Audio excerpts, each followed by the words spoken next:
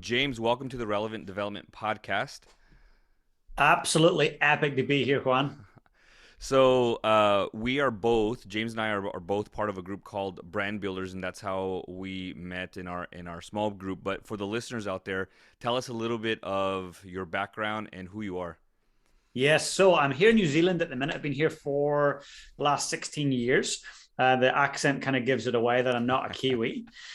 So I come originally from Northern Ireland and started traveling in my late teens. So I was in Northern Ireland growing up there. And for those that know about anything about Northern Ireland, it's had its fair share of challenges. From a young age, I had a desire to travel and see the world and kind of get away from all those challenges. And I always thought I'd end up in New York. I thought every Irish person would end up in New York. And I'd sit as a 5-year-old. I've got a 5-year-old son right now. So I would sit on the front step of the house in a wee tiny town in Northern Ireland. I'd see these jets go up in the air. And I'd be like, every one of them leaving from Belfast International Airport, they all go to New York. And so I had this vision as a kid that I would be on one of those planes one day. And as a kid, I frequented the headmaster's office in primary school. And sometimes for good reasons, sometimes for not. So I was in there being a bit of a challenging boy, let's say, and I got an offer of detention or drumsticks. I thought, wow, that's an interesting offer. Corporal punishment's no longer a thing. And I was given these drumsticks by the headmaster, and he says, look, if you do a month of lessons after school, don't worry about the detention. Okay, cool, I'll do that. And I was hooked. I mean, the guy was a genius. He gave me some sense of purpose, right? And started drumming and got really focused on that, realized it was a competitive sport, believe it or not, and went across to the world championships as a kid. I was very kind of driven. I was fortunate enough to win it at 13 and then went on to win another 6 world titles between 13 and 23. And that really opened up the world. I got on that plane and got to travel. Spent a lot of time in the West Coast there, Canada, Vancouver, Canada, and then down here, New Zealand and Hawaii and Singapore, just teaching drums, playing drums, adjudicating. And then life took a turn and ended up moving and transitioning into coaching. And that's why we're having this conversation now. I'm a high performance leadership coach, and I work with CEOs, I work with professional athletes, entrepreneurs. Wow, it's crazy because you and I speak the same language, and listeners will be able to hear that in a minute. But similar thing in high school, got detention. Me and my friend Marcus were going to detention, and the guy who was running detention that day was the driver's ed instructor to teach driving, and he was also the wrestling coach. He says if you can come out for wrestling and go through Hell Week, you won't have to serve detention. I'll sign it off right now. You take it to your teacher, but you owe me wrestling practice for a week. And fell in love with wrestling, and me and my buddy Marcus wrestled, and that's just crazy to me that somebody on the other side of the world has a similar story, right? But also the need for great leadership. And so I kind of just want to give you the floor. I usually don't do this. I'm sure questions will come up, in moving forward. But going through your Instagram and going through your webpage, I was just in awe of the people that you speak to, the level of high performance leadership training that you do, because there's not a whole lot of people who I think take time and effort to understand true leadership and keep that going. And I think that's the reason why we're in the business that we're in. So I kind of just want to give you the floor to just give us every piece of information and kind of drop knowledge in what I kind of just want to give you a free floor, the floor to be free for you. But the big thing and the issues that I see, and I'll just put this stat out there, is being a Gallup Certified Strengths Coach. Gallup did a poll that said the C-suite people, upper leadership, it says that 39% of those people say that of those leaders say that the company feeds into them. Take this course. Here's a mentor. Here's this book. We want you to continue your training and get better. 29% of those people under them, so managers and supervisors, 29% of them say that their boss, so those C-suite people, pour into them and tell them to do the same. But that's 29%. Like, where's the even if you run it up to 30, where's this other 70%? 70% of people aren't getting that ongoing training.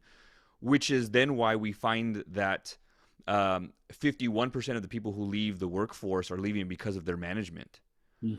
And so there's a need for purposeful, intentional leadership. I think the statistic even goes even further, that out of those leaders, that 29% that get fed into, it's only 9% that the staff feel like they get poured into. And I think a lot of the misconnection is that there are leaders that are out there that just go throughout the day.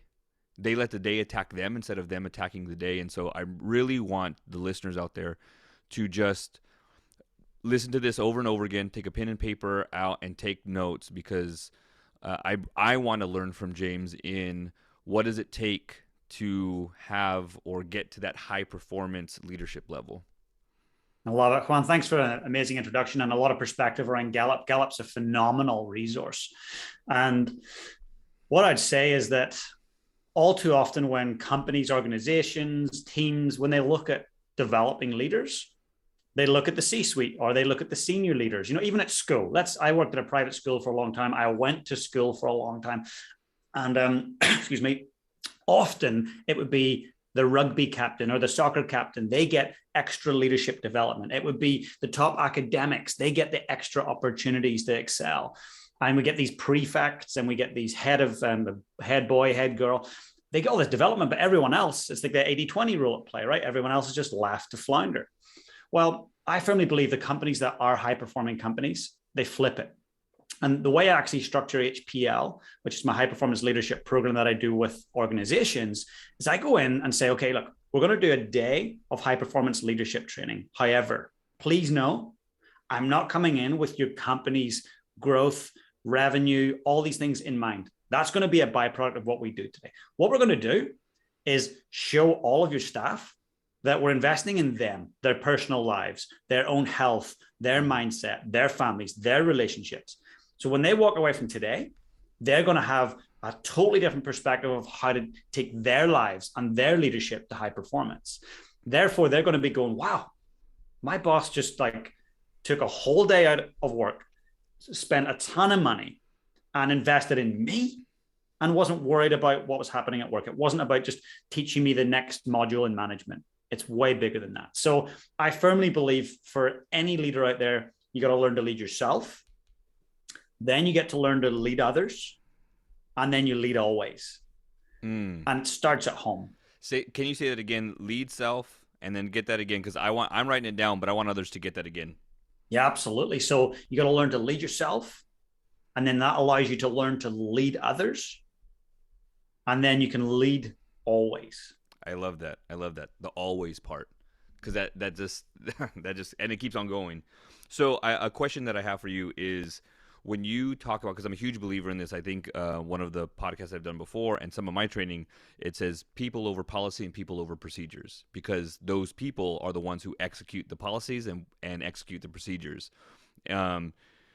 So how would a leader pour into their people to get to know them? Because you said, we're going to pour into them, their families, to know that the company cares about them. What is one simple thing that I could do as a leader that can pour into those people, let them know that I truly care about them? Yeah, lead from the front. So have a conversation, deepen your respect, your appreciation. When you see a staff member, put everything down, look them in the eyes and go, hey, Juan, how are you? Really, how are you today? How did your weekend go? What was the highlight? What did you struggle with? Juan, I really want to know, what are your kids doing right now at school? Deepen your curiosity. As a leader, when you're curious, that's priceless. That will pay dividends, because the most interested leader is the most interesting leader. And people want to be connected to interesting people. So ask questions, be genuine, be curious. To me, that's one of the greatest investments you can make. Being that leader who's busy and the door's always closed. I've been there. I've been that leader where I've overcommitted and underdelivered and been too busy to connect with others. And that leads to a toxic culture. So I think keep your door open, have a door open policy. Always when you're with a staff member that you're leading or influencing, be there, be where your feet are, be with them. Yeah. To go a little bit further, because a lot of companies will say, quote unquote, we have an open door policy. And then you end up finding out that they don't truly have an open door policy. In your perspective and in your leadership advice, and your expertise, what should or does an open door policy look like to you? Yeah. So boundaries are a beautiful thing. And a great leader should be a boundary boss. So if I was, let's say I'm running a Fortune 200 company, we've got thousands and thousands of staff members, and maybe I've got 100 direct reports. If I say I've got an open door policy, I'm going to be stressed out. I'm going to have no time to be thinking strategically. So don't create meetings for meeting's sake, but create moments where you can connect deeply with people, whether that's a long lunch on a Friday, whether that's an offsite on a Saturday and all the families are welcome to come to. Have open office hours each day, maybe between the hours of 1 and 4 or 1 and 3. The door is open, guys. Come in. The coffee will be warm. There'll be snacks. Come in and chat. Let me know what's going on. Open door policy. But I think if you're open door policy 9 to 5, Monday to Friday, crazy. Right. You're not going to get anything done. I love the thing that you said, be a boundary boss. I heard somebody once say that this is the reasons why we have boundaries. If you look at sports, American football, what do you call it? Do you call it American football? What do you call football? Because we just call it football. American football. Okay. So in American football, you have the sidelines and you have the referees. I mean, how crazy would it be if the running back could get the ball and then go out into the crowd, up the stairs, down the concession stands, and back down? The game would be chaotic. So as leaders, there's so much that can happen when you stay within the boundaries. Because people think boundaries, they think limits. But you know how much you can do in those boundaries. I love that. Be a boundary boss. And then you said, have connection moments. That's huge, because people start to feel like they're people. And then the other thing that you said, I want you to kind of elaborate on. You said the most interesting boss. Can you say that line again? Yeah. So the most interested boss is the most interesting boss. Yeah, that is huge. Now, how do you make that authentic? Because there's going to be some people that are say, okay, I need to do this, and they're like so robotic. Okay, so James said to do this and do this. Now I need to be interested. Hey, Sally, how is your friend? Like, how does it become so authentic? Like, how does one not seem so rigid in that? Brilliant question. So EQ really is the most important aspect of leadership, and how you connect with people energetically is just vital. And certain people are born with certain ways to interact with others, but that doesn't mean that you can't develop EQ. You can't develop skill sets, learning how to build rapport, learning how to be genuine. Often when people are stiff, it's because they're maybe introverts. So we have lots of great leaders who are introverts, and they struggle a little bit with that kind of that EQ, that warmth, that rapport building.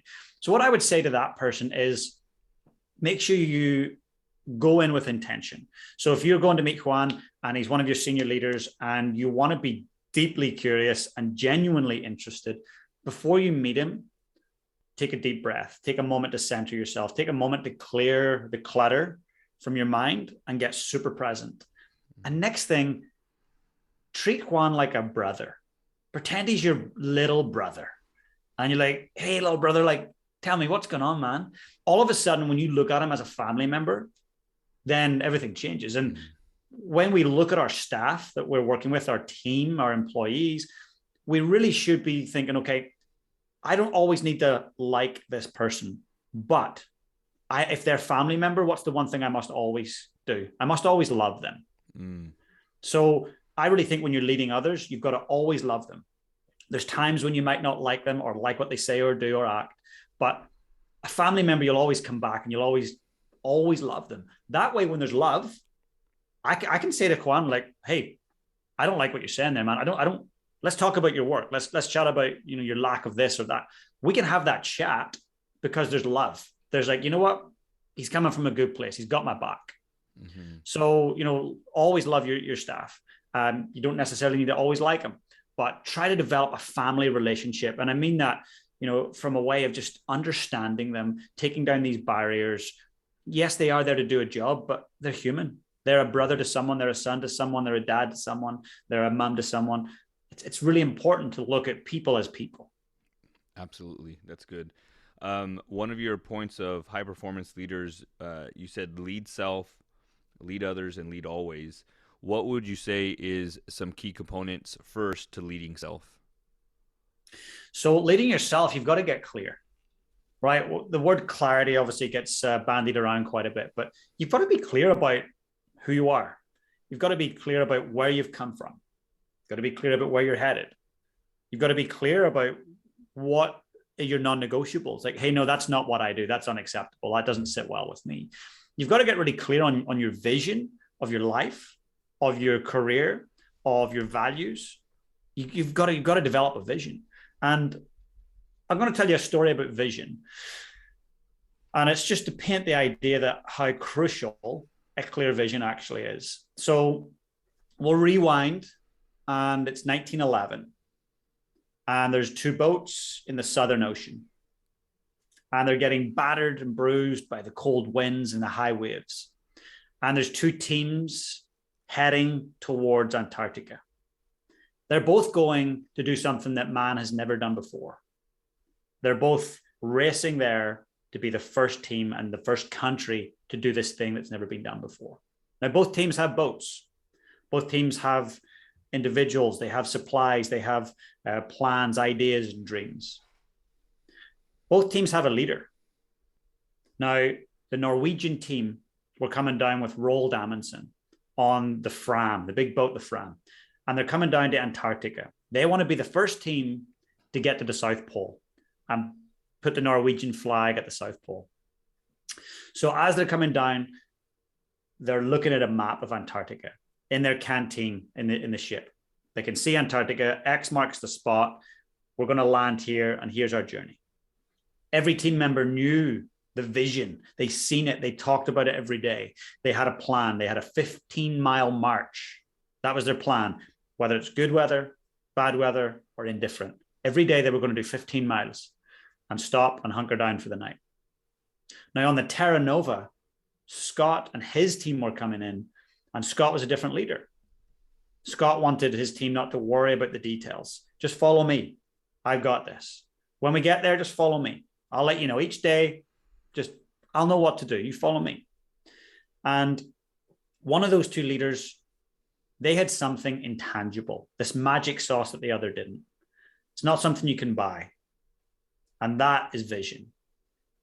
And so when they got to Antarctica, both teams set out and they were dying to get there before the other team. They were like pushing hard. But Roald Amundsen stuck to his rule. 15-mile march, guys. Boom. Let's camp up. Yeah, but it's great weather, boss. Let's keep going. No, we're stopping. We're resting. We're eating. We're putting a great tent up. We're hunkering down, keeping warm. Minus 23 degrees Celsius, minus 30 degrees Celsius, gusting gale force winds. On the other hand, Scott says, guys, amazing weather today. We're going. Just follow me. I got this. We're going. We're going to do 30 miles today.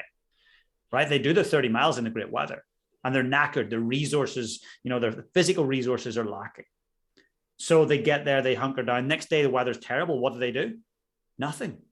Today, we're not moving, guys. Don't like the weather. Let's hunker down and save our resources. Next day, weather is great. They try and do another 25, 30 miles, push themselves. So what happens is the Norwegian team under Roald Amundsen's leadership, his vision, they got to the South Pole weeks before Scott and his team. Weeks, not days or hours, weeks. Scott and his team made it to the South Pole eventually. And you think, hey, well, both teams succeeded. They both got there. But I want you to think about this. Climbing to the top of the mountain, that's your vision. Getting there is not a success. Getting home to your family, that's a success. That's a complete vision. Getting to the end of the road, the South Pole, the top of Everest, but sacrificing your life, your family, your relationships to get there, it's not success. So on the return journey, Amundsen and his team, they got back to Norway, and they had an amazing greeting in Norway. First men to ever reach the South Pole. Scott and his team perished on the Whoa. ice, Mm. froze to death. Wow. One team had vision, the other team didn't. So what I want you to think about if you're listening to this is, what is your vision? How clear are you about that vision? How will it feel when you get there? Who knows about your vision? Do your loved ones know? If you're running a team and you run a business, do all of your senior leaders know? Do all of their direct reports know what the vision is? It's so important to have a vision, because without a vision, people perish. Mm. Yeah, that's huge. Never heard that story before. I've heard a lot of leadership stories and stuff, speakers, and I've never heard that story before. And it reminds me of, there was a show. It's kind of like called Amazing Race, but it's something a little bit different. And Bear Grylls does it, and it's for the hardest race in America, the hardest race in the world, or something like that. And New Zealand is always out in front, always out in front. But I noticed, and this is what it reminded me of, it was always them, some Aussies and Canadians that were always in front. The United States was up there in the beginning, but it was the same thing. It was like, we're going to push hard and we're going to go as far as we can go. And the guys from New Zealand were like, this is the plan. And from my military background, I'm like, ooh, United States, even though they are hours ahead, don't have a set plan, and this is going to be dangerous. I think they ended up getting like 9th or 10th. Canadians ended up being second, and they were steady. But the Canadians and the guys from New Zealand ended up being first and second because of that plan. But the thing that I take away from your story is, there is so much more to a vision, the ripple effect of it. Like, even though that crew was the pebble in the water, the ripple effect, the 10th, 20th ripple is, the family the people that perish, their family, their kids, their parents, their coworkers. There's so much more. And I think that when we think of vision, we think it's our vision, right? Because we can see it with our eyes, we can see it with our head, but the effect that it has on other people that we don't realize, that our responsibility in vision and moving forward has the biggest trickle effect. And I think that if we can start to even kind of adding a layer to that, if we can start to write out who else is this going to affect, I think it's even more important we start to say, oh, I have to do this now. Like, I think about our journeys as speakers and leaders, and thinking about, like, man, I just need this one, I'm one speaking gig away from making, my family set for life. But that's the thing that I want people to listen to, even in our journey, is I'm one speaking gig away from said my family. And in your story, it was follow me, I know what to do. Follow me, I know what to do. As opposed to the other leader of saying, this is what we're going to do. No matter what, this is our plan.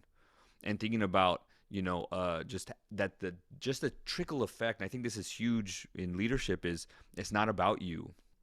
You have the cliches of, it's we over me, and it's not, stuff like that. But it's true that vision needs to encompass the vision, especially what others, their journey in that. Like, I'm sure in that course, in that story, that leader had said, you're in charge of food, or you're in charge of the map, and you're in charge of, like, everyone had a job to do, but it started with that vision, his vision for others. It wasn't just his, it was for other people. 100%. And I always say, leverage your why to shape your what. So what you're going to do, and that's to inspire the who, so the team around you. And then eventually that defines how you're going to do it. We all jump to how. So we're all like, how do we do it? How do we do it? How are we going to get there? But leverage your why to shape your what, to inspire your who, to define the how. We're gonna have to write that down and get that in the download for people to follow. That's such good stuff. So we went off of how do we lead oneself, and vision was one. Is there anything different when we lead others? Look, when you're leading others, it's people don't listen to what you say. They really don't. They just watch what you do. Body language is so powerful. Think of a pup, right? You're training a pup. You can say things like sit and whatnot, but when you have a signal, a body language signal for them to sit, it's powerful. You don't need to say a word. So people who are following or who are inspired by us, they're watching what we do. So if we are the leader of a company, small, medium, or large. And on the Christmas party, we get drunk and we tackle people and play and wrestle and, break arms. Everyone's like, oh, cool. That's acceptable. Like at parties, work parties, let's just get drunk and rowdy. The leader gets to set the tone. So that's every day, the language that the leader uses. If the leader drops the F-bomb every now and then everyone in the office can drop the F-bomb. Yep. So it's really important that the leader thinks about, okay, what is the end product? What is the result of this team going to be if I do this? If I act this way, what will that inspire others to do? Because people are watching. So by leading yourself, you're already leading others. So when you lead yourself well, others are following suit, whether that's them following you on Instagram, whether that's them at a morning meeting.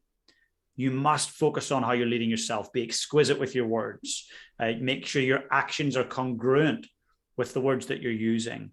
And so, lead from the front in that respect. You can't lead from the back when it comes to influencing others and leading. Awesome. That's great advice. And then leading always. How do we stay in the always? Because family gets in the way, stress gets in the way. I've done this so much. I'm tired of reading these books. How do we stay in the always? Yeah, it's so important to think about longevity. Great leaders, the greatest leaders of all, are those that outlast their competitors. How do they do that? Well, they do that through, to me, high performance. High performance is not winning a world championship. That's not high performance. That's a one-off event. Winning multiple world championships, if you're in politics, having multiple, say that you, instead of a 3-year period, you're there for 9 years, right? That is high performance. So high performance to me is operating above the standard norms consistently over like the long term, whilst maintaining relationships and well-being. And so you can win all these things and do all these things, but if everything around you, your well-being and your relationships are falling apart, you're not a high performer. You're just selfish. So it's important, if you want to lead always, to think, okay, there's a time that I need to schedule to actually have a break. So I would say every great leader sits down in January and goes, when are my holidays? Okay, I'm going to take a month in April, month in July, 2 weeks in September, and 2 weeks in December. They put that on the calendar. That's the first thing they do. And then they work around it. How else are we going to do that? You're going to do that through managing your state. You've got a lot on your plate. A pandemic hits, maybe have some staff turnover. You're not hitting your targets. I'm going to be maybe a bit grumpy and a bit short and a bit stressed. How do I manage that? Go back to the simple things: meditation, exercise, diet, and sleep. I call it meds. Take your meds. Get your meditation or your mental training, get your exercise in, look after your diet, and get sufficient sleep. Always take your meds as a leader. That's huge. That's a whole nother podcast just on meds. Yeah, that is huge. What would be your advice because a lot of the listeners that I have are either leaders already and they want to make that bigger jump. So they went from a staff, they showed leadership, they just got that management position or that supervisor position. They've been there a year or two, maybe 3. And then there's another position that's getting ready to open up. Their boss that has been there forever is about to leave. How does that one person separate themselves from the other people who have been there just as long? How do they become and take that next step to being a high performer? What advice would you give them? Great question. So BIF, this is what I want people to think about, right? And I'll take you back a little bit. So here in New Zealand, it's a very small country. We have a population of just over 4 million people, right? Very small country.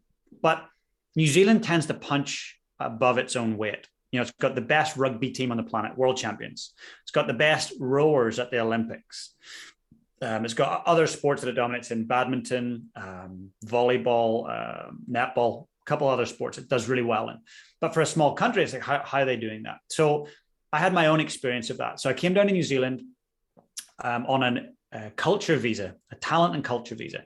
And my responsibility was to enhance Scottish arts in New Zealand, because they have a lot of Scots and Irish moved here. So that was my responsibility. And I was going to do that through my drumming. So I'm a 7-time world champion pipe band drummer, so Scottish style of drumming.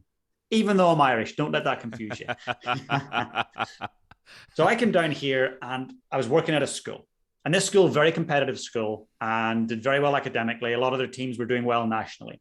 And their pipe band was pretty small, but it was doing well nationally. It was a national champion in the juvenile grade a couple of times. And their mission was to become the world's best, to win the world championships. No New Zealand pipe band or drumline had ever done that in the history. And so started working with this team, 2005, 2006.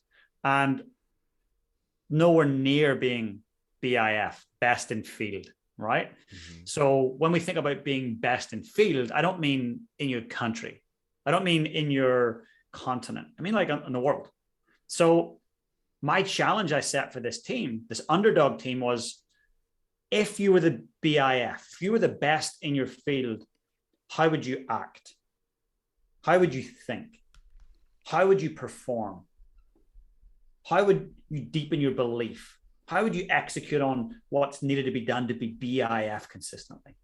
And so we come up with all these lists and ideas. We researched who were the BIF at that time. How were they carrying themselves? How were they executing? How were they performing? And then we started to look at our own behaviors through that filter of how would the BIF operate right now? And so over a number of years, we built that mindset of let's be BIF. Let's not be the best in New Zealand. Let's be the best in the world. And on that journey, what ended up happening is the team ended up being, they were all under 18, all kids, ended up being national juvenile champions like 14 years in a row. They ended up going from a lower grade up into an adult grade and beating the adults consistently in New Zealand. Wow. So when that started to happen, I was like, they're starting to think of BIF. They're dominating New Zealand, not only in the juvenile grade, but in the adult grade. So went to the World Championships 2007 and came third in the juvenile grade. Bear in mind, when kids get to 18, they got to leave the band. So there's a constant turnover. So you're trying to build this culture and maintain it, even though you've got turnover. Just like a company, right? You're building your company or your team, your sports team. There's going to be turnover. People move on. So trying to deepen this mindset of BIF. We got to 2013, and I knew I had a special group who understood what BIF thinking was. And by the time they got to Scotland, so bear in mind, 12,000-mile journey, $250,000 raised to get there, to stand and have, I think, 5.5 minutes was what they had to perform. And they had a panel of adjudicators judging. But before they performed, I knew and they knew that they were BIF. No matter what an adjudicator had to say, they knew they were the best in the world. And they had the air of confidence, not cockiness, but confidence, like, we've got this. Just like a Navy SEAL team, they wouldn't be walking in going, think we've got this? They're like, we've got this, right? Yeah, exactly. So they were like the Navy SEALs in their own minds. BIF. They hit that performance. Afterwards, they came off, debriefed. It was the best they could have achieved. 3 hours later, they rewrote the history books for New Zealand. They became the first ever people from New Zealand to win the world championships. And that changed the trajectory for New Zealand in terms of that sport or that field. But how did it happen? No magic sauce, no luck, just a change in mindset of, if I was BIF, how would I think, act, feel, influence, perform? So it's just thinking about, if you want that next roll up, that person that's listening that wants to be the next roll up, think, how would the best in the field act? So let's say you're in a company, let's take McDonald's, and you want to be the leader that you want to own a franchise. Well, don't look at who's got the best franchise in your state. Look at who's got the best franchise in the world. Do your research. Get in touch with them, research them, look at their Instagram account, look at their LinkedIn account. What are they saying? Who are they talking to? How are they thinking? Think like them. Reach for the stars and be BIF. If you want to be ripped, don't look at someone at your local gym. Look at Dwayne "The Rock" Johnson. What's he doing? BIF. That's good. That's really good. And that's a thing too, is to have that role model or something or someone to look at that, in my business, raise the bar, to set the bar. And once you see the bar is set, this person set the bar, then raise it above that, because then by result, you will be BIF. So those people who want to be that BIF, they want to raise that bar, and they need something or someone to look at, to learn from. How can people not only get in touch with you, but tell me a little bit, and our listeners a little bit of the program that you have, because I feel that the program that you do have, and the groups that you lead, if they're a part of that, they can be BIF. Yeah, totally. Thank you for asking. So, a couple of things. I always, if people are looking for a mentor or a coach, or an advisor, a consultant, the one thing I would always say is do your research and don't jump into it. If you're gonna invest financially and with your time, do your research. So, I'd like people to come and try me out, so to speak. I'd like people to come and listen to the podcast, the Lead on Purpose podcast, with James Laughlin, where I interview former presidents, prime ministers, Fortune 200 CEOs, philanthropists, all different types of people. Come and check that out. There's amazing free content.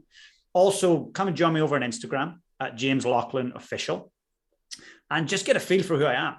And then if you're interested, then come and check out the different coaching offerings.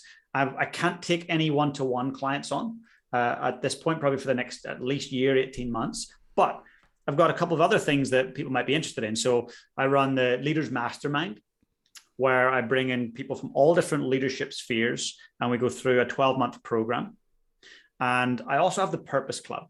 So the Purpose Club, it's $30 a month. People get to come and do a monthly training with me. And I actually just did it. I did it on the first of the month. It was February 1st here in New Zealand yesterday. And we worked on belief, developing belief as a leader. And we go deep. So the Purpose Club would be a great place for people to start. And they can just go and check it all out at jjlaughlin.com. And if they've got any questions, they can engage with me on Instagram. And for those that are more business focused, you can catch up with me on LinkedIn for sure. Beautiful, beautiful. I think it's great for people to have that teacher. I think from beginnings of times, those people who have a faith background, there were leaders, there was master teachers, if you will, and that people followed. There was throughout time, there was kings and queens that people followed. There was always someone, a master teacher that people followed. And in school, right, we go to school K through 12. Some people go to college, some people don't. And then when they get to work, right, you talked about EQ a little bit, and I've learned that in school it's IQ will take you as far as it can go, but in real life, after school is over, EQ takes you pretty much the rest of the way. It's in reverse, right? Mm-hmm. It's like 80% IQ, 20% EQ, and in real life it's the other way around. It's like 80% EQ and the rest is IQ. Like, you do more of having that connection with people, and we all have those leaders in front of us, and we also have people behind us that we're there to lead. And so if you really want to be that next level leader and actually lead with purpose, on purpose, towards a purpose, please reach out to James. Find his podcast. We'll put the links in the description, in the show notes, and the Purpose Club as well. And I think that's going to take you, and a 12-month program. That's huge. It's not like this 6 weeks, 4 weeks, 5 days, not even, you see 2 or 3 months, a whole year of strong leadership to follow. That's great, James. I love what you're doing. I love everything that you stand for and those things that you do.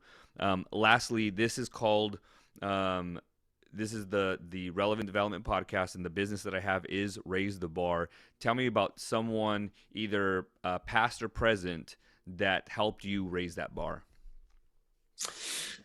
Great question. Let me just ponder that for a second. Who's helped me raise the bar in life? There's been many. Interestingly, I'd say my son. My son is 5 years old. And many people say, like, we're here to lead the younger generation. He has helped me. He has helped me by pushing me to my limits, as a lot of children can do, and testing my patience, and making me realize what life's about. Like, life is about creating opportunities for him, helping him see the world through his own filter that he gets to create and craft, setting him up to fly. I'm not setting him up to live with me until I die. I'm setting him up so as soon as he's ready, he can engage with the world. So he has really, since the day he was born, forced me to raise the bar. In fact, I made massive life-changing decisions within 30 days of him being born, and all because of him. So I don't think we can say who's going to help us raise the bar. Sometimes they just show up at the time we need them to show up, and they force us to raise the bar. And I'm so thankful that he has.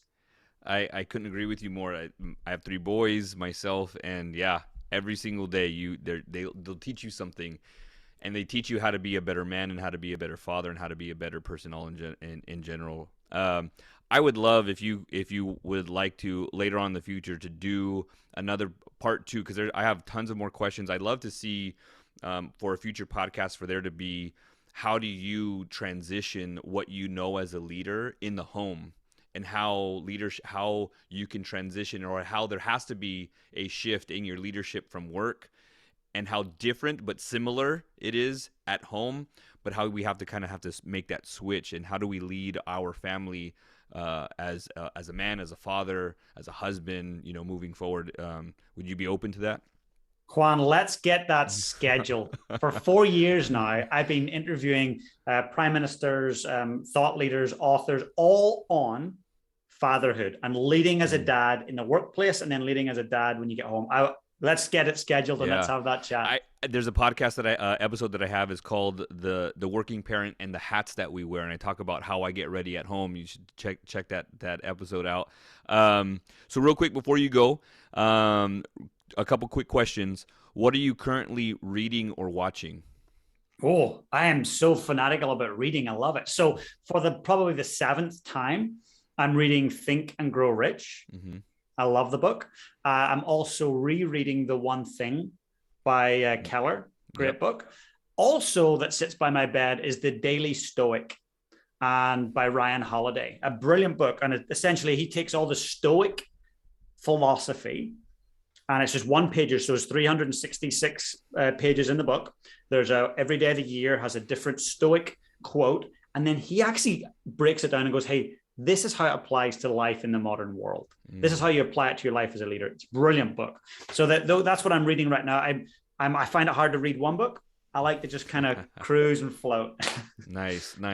Any kind of to disconnect, anything that you're watching that's not leadership, it's you as and as an individual. You know what? I get inspired by certain things. I watched 2 programs recently, and one of them was actually recommended to me by a friend who's an incredible leader. He's the captain of our national rugby team. He just wrote, James, Netflix, 14 Peaks. And I was like, okay, I'll check it out, dude. 14 Peaks on Netflix. Absolutely amazing story of humanity, of striving, of setting a massive vision. I'll not tell you guys anymore. You just got to go to Netflix and type in 14 Peaks. And the other one was Inspiration 4, all around SpaceX taking the first non-astronauts to space. A great docuseries on Netflix as well. Number one sports that you team or sports that you follow?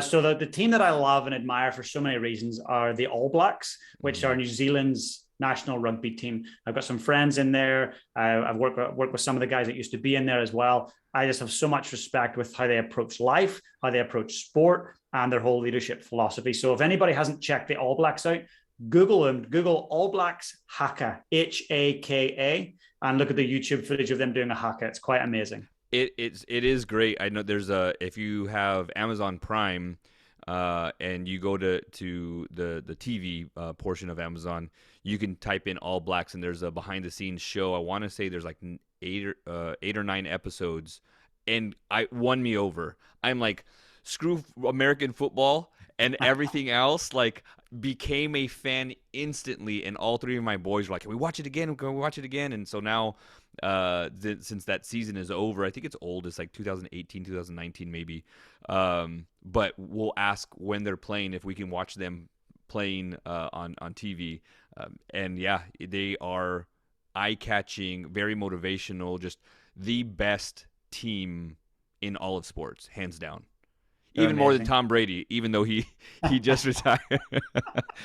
Last question. Who do you feel is, speaking of Tom Brady, who do you think is the all around best athlete ever?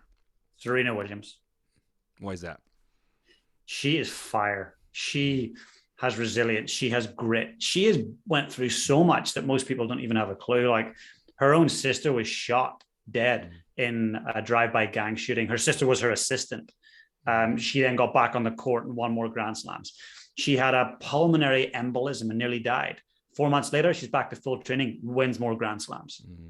She's the only woman who won Grand Slams, became a mother, and then went back to professional tennis. Every other professional who ever won Grand Slam never went back. Not only did she go back, she won more Grand Slams. Serena is, to me, the epitome of excellence, leadership, driving force, energy, excitement, tenacity. She's amazing. Well, resilience, and it carries you. I think even just as much as resilience, character. And I would hope that everyone listening to this continue to have resistance, continue to motivate yourself, continue to push forward to get to that next level, and remember to raise that bar and pull yourself up and be successful in everything that you do. James, thank you so much for being here. I can't wait to schedule the next podcast with you. You are inspirational to me, and I have learned a lot just watching your Instagram. So please go follow him on Instagram and check out his website. Again, everything will be on the show notes. James, it's been an honor and a pleasure to speak with you today. Thank you so much, Juan. It's been amazing.